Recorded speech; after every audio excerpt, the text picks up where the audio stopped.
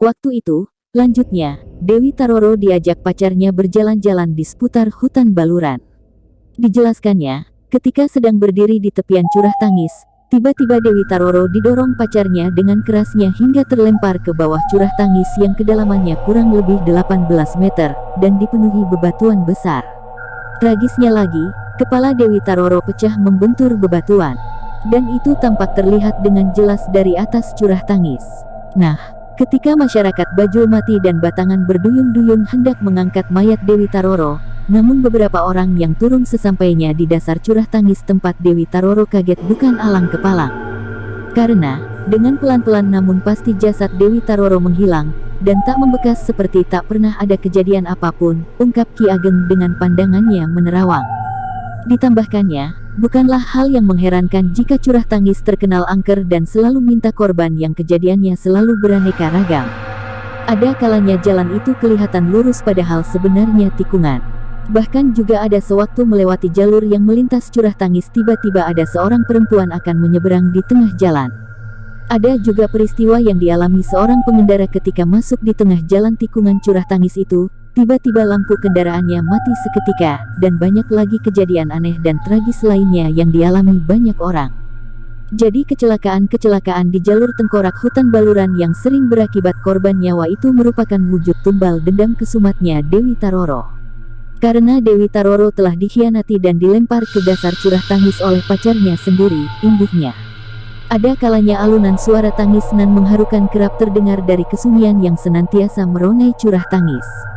Bahkan kadang ada bayangan seorang dara yang berkelebat di seputar curah tangis, atau hal-hal ganjil lainnya. Siapapun yang mendengar suara tangis atau menjumpai bayangan tersebut, kerap kali menjadi awal pertanda adanya sebuah petaka. Entah itu kecelakaan biasa, hingga musibah yang merenggut nyawa seseorang. Lain halnya menurut Mbah Sulaiman 78 Teh warga Wongsorejo, Banyuwangi mengaku kurang tertarik untuk bercerita soal Dewi Taroro. Namun ia lebih suka berkisah tentang peristiwa yang memilukan bagi bangsa Indonesia, khususnya masyarakat Banyuwangi dan sekitarnya.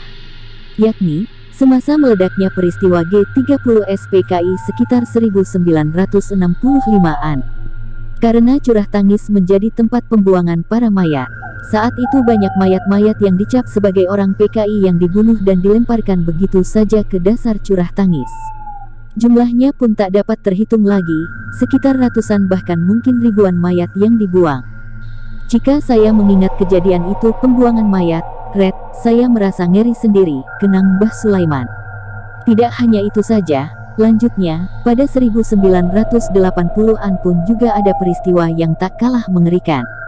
Yakni, adanya operasi Petrus penembak misterius, yang sasarannya para penjahat dan orang-orang yang dicurigai tukang teluh.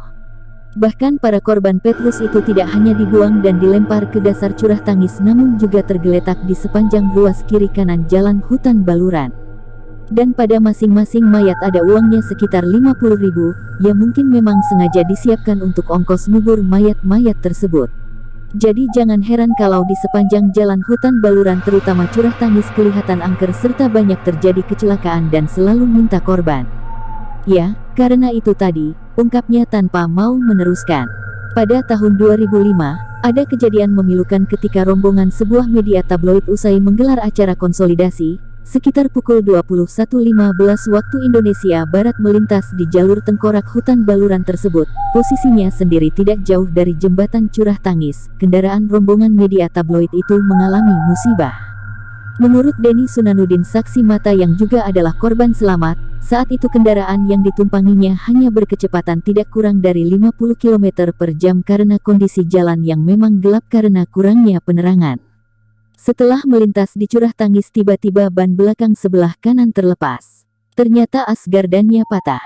Meski di depannya arah berlawanan ada iring-iringan truk gandeng, namun kendaraan Jeep CJ5 masih dapat dikendalikan, akan tetapi kurang lebih 400 meter dengan kecepatan yang sama, kendaraan yang tanpa ban belakang sebelah kanan tadi terus dibawa minggir.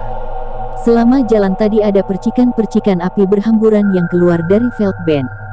Menurut penuturannya, awalnya dirinya mencium aroma mayat busuk ketika hendak melintasi curah tangis.